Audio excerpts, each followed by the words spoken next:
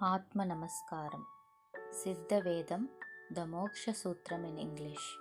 Please find the meanings of the words other than English in the description below. Siddha Vedam, Chapter 6, Part 1. O Swamiji, I am convinced that the state of creation is as what was described in previous chapter, but there are varied forms of this creation, each different from the other. It was said in chapter 3 that this is due to Griha Vityasa or bodily differences, and that the same will be explained later on. I pray that the same may be explained to me in detail. I am eager to know all these. What are the different forms of creation? They are the human beings, the quadrupeds, the birds, the reptiles, the water beings, the ants, the insects, and so many other things. Who are these human beings? We all, the Manushya or men, Why are we called Manushya? because we have Visesha Buddhi or superior sense. The other animals? They have no Visesha Buddhi. This is an absurd notion. It is we, the so called human beings, who are wanting in superior sense. All other beings, except us, have superior sense. It is because the three common and main functions of all beings are eating, sleeping, and copulating. We ourselves consider that it is to animals such as reptiles, birds, beasts, insects, microbes, etc., that there are no knowledge and superior sense, and it is to Manushya that there are knowledge and superior sense, and that Manushya is ourselves. The other creatures also are thinking like us that they themselves are human beings. Really, there is no special creation of Manushya as such. What are seen in creation are all animals only, that is, bipeds, quadrupeds, etc. It cannot be established by any means that we are the Manushya and we alone have the most superior sense. The reason is, let us take the instance of a parrot. We cage this creature, make it familiar with us, and teach it to speak by telling, cat, cat, little parrot, and so on. It carefully picks up our voice and tries to imitate it. Besides, whatever words we sound before it, the parrot also sounds in the course of time. If it has no superior sense, it cannot either listen to our speech or repeat it in the same manner. But even though we make contact with it for years, we are being proud of ourselves having superior sense, could not pick up its sounds or its mother tongue. We do not understand it. Swamiji, animals and birds have no language. You should not say that. There are as many different languages as there are different species of creation, but we are not able to understand that. It is like this: you know only the Malayalam language. If before you one Hindustani speaks Hindustani, one European speaks English, one Kannadi speaks Kannada, and one Tamilian speaks Tamil, are you able to understand them? No, The reason? because I am not acquainted with their languages. In the same manner, the beings, what we call beasts and birds, have also their own tongues. Because you have not studied them, you are not able to understand them. If one member from a herd or group that we consider as animals goes astray, the others immediately detect the same and call for it.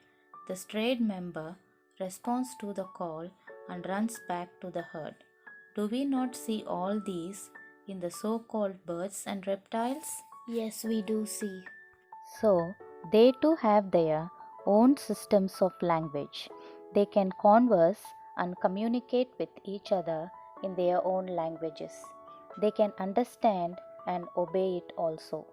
We, being proud of ourselves as Manushya, do not understand it because we have not studied their systems of language.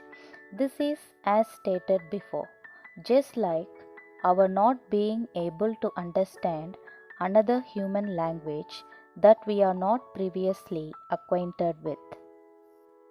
Similarly, since we are not acquainted with the languages of what you call as animals, birds, etc., we did not understand them. But in whichever language we speak with them, they all understand and obey it and act accordingly.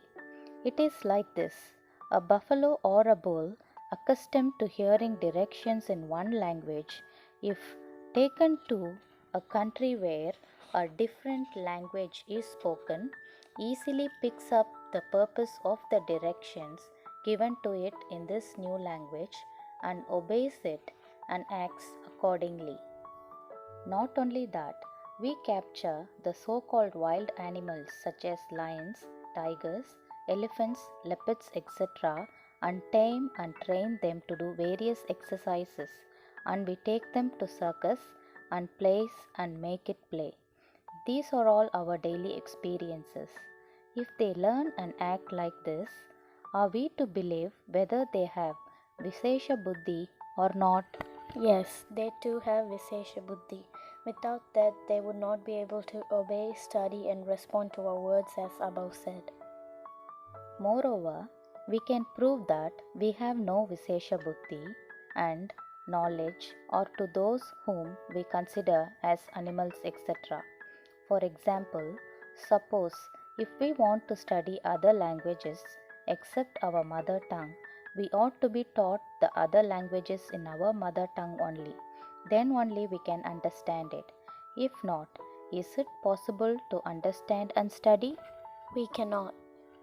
Then, while the above said animals and birds are taught and worked in those language, are we speaking? Is it in our language or in their languages? In our mother tongue. While they hear and learn and obey what we speak in our mother tongue, who has got the Vishesha Buddhi? It is clear that the above said birds, quadrupeds, etc. have got Vishesha Buddhi. Though we proudly think that we have only got the Vishesha Buddhi and knowledge, and we are the human beings, we are not able to study the other languages unless we are taught it in our mother tongue.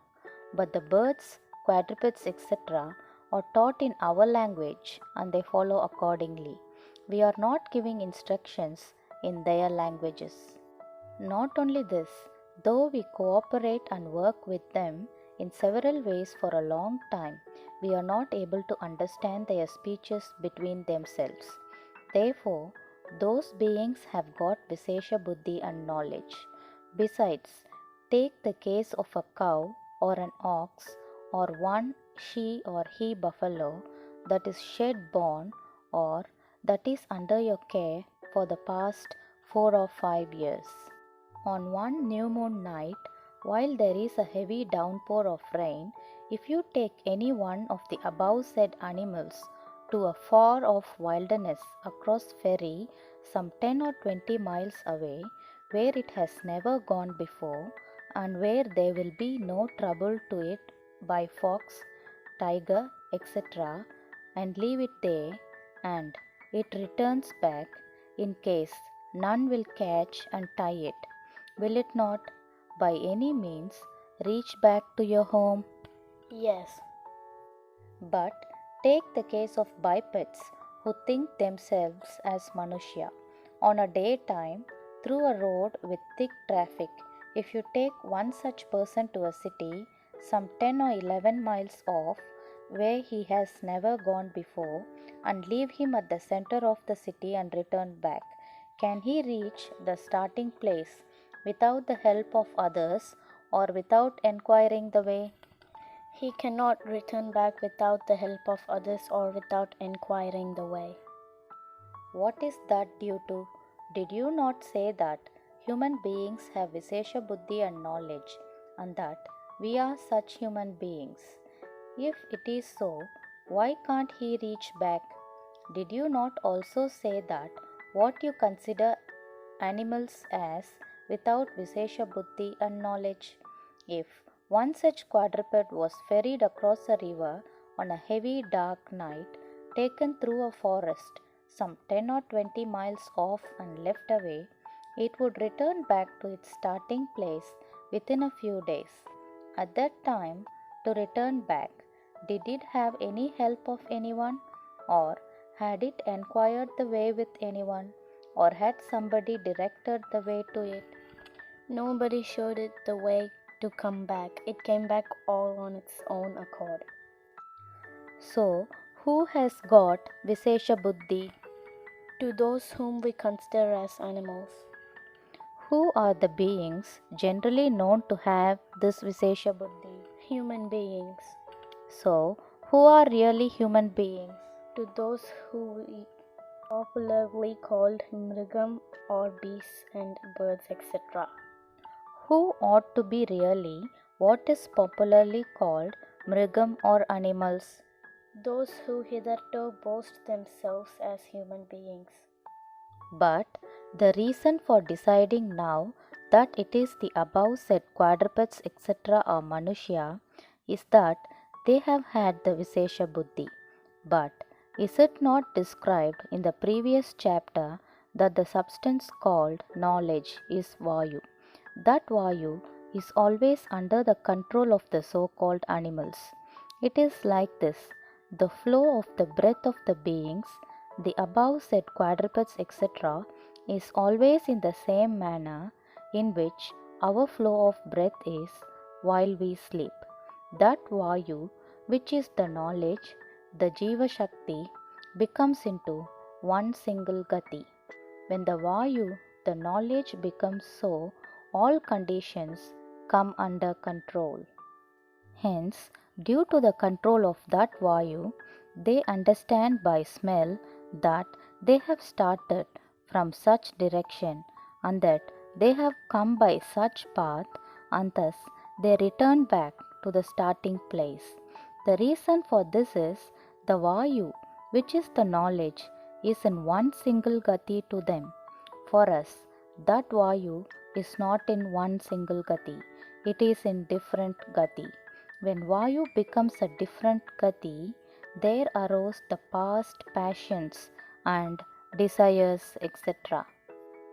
Along with them, and with evil thoughts such as, this person is my son, all my wealth must be given to this man, I must save him, that person is foreigner, his wealth must be appropriated for us, in whatever manner we must ruin him, we must strike him, we must kill him, and so on. Since we behave like mere mrigam or animal, we lost our smelling power, and thus we could not return back to the above said starting place. When that different or scattered gati ends and we get one single gati, then the substance, which is the knowledge, the Jiva Shakti, the Vayu, subsides in us and we get knowledge. Then only we become the Manushya. There is no separate creation as Manushya. It is by our work that we have to become Manushya. Manushya alone will get moksha. Not only this, the unreal, non existing substance seems to be the real existing to us. When that sight destroys, then only we become Manushya. It is like this: while we are walking through a desert on one midday, when there are very hot sun rays, if we look round about, what will be seen? We seem to perceive water at a distance. If we go to the place where that water was seen to be present, can we see the water? No, there won't be water there. Is this perception correct? No. The reason it appears that there is water is this: the desert is a vast expanse of open place, being devoid of any shade of trees. The very hot sun rays hit at that place and they produces glitterance. Due to that glitterance, that place is blazing. We misunderstand that glittering blaze as water. Does it not become clear that is not water really when we go and see it? In the same manner, our Jiva Shakti spreads out and flames. In that place, which is thus flaming, when it is seen reflected from us, there originates the sight or illusion that there exists such an entity. This is known as Mrigabuddhi or perception of beast. So, whoever gets this optical illusion are only beast. It becomes clear where from the illusion originates. What thus originated is from our Sakti, and it is what reflects when that Sakti spreads out. Hence, when that energy, without spreading but joining in the self, the birthplace, merges with the self itself, and the illusion destroys, then only we become Manushya. Not only this, Manushya means one who does Mananam. To do Mananam means to do Nitya Anitya Vastu Vivekam, that is, to discriminate what is permanent and what is temporary, that is, to find out eternal and decaying. When one knows what is eternal, he has no sound. It is because sound is not permanent, it is temporary. At that time, he merges the sound with himself and becomes the self itself. Besides, during the time of thinking, can we make noise? No. When sound is produced, can concentrations of thought be got? No. Not only that, when we are in deep thought, somebody comes near us and makes a noise. Then what do we say? We say, please don't make noise. We are deeply thinking about something. So, when we are in deep contemplation, neither could we make any noise, nor could we tolerate any other person making any other noise. In the same manner, when we are in a state of mananam or contemplation of reality, we cannot make any noise. Our sound vibrations get merged within us. When sound subsides in ourselves, then we become real human beings. Even the English word human or man is indicative of this meaning. Then our mind also merges in us. When mind merges, we become the self itself. It becomes moksha. That is why it is said that only human beings can have salvation or moksha. Instead of this, we who, in the form of sound, with passions and desires, arrogance and jealousy, etc., become beasts, pride ourselves upon being human beings. But in fact, we are not at all human beings. To become human beings, one must cast off one's passions and desires, etc., and attain the above said state of inner harmony and composure. Till we attain this state, we are never human beings, we are only beast. Thank you. Atma Namaskaram. End of chapter 6, part 1. For those who are willing to get initiation of Siddha Vidya, please contact our Chennai Siddha Vidya Nilayam Trust Head Office at Tamil Nadu, India. The address details are Chennai Siddha Vidya Nilayam Trust, 69 Sivaprakasam Road, Sivanandapuram, Vadamadurai, via Periyapalayam. Postcode 601102. Contact phone number +91 9790 600015. Atma Namaskaram.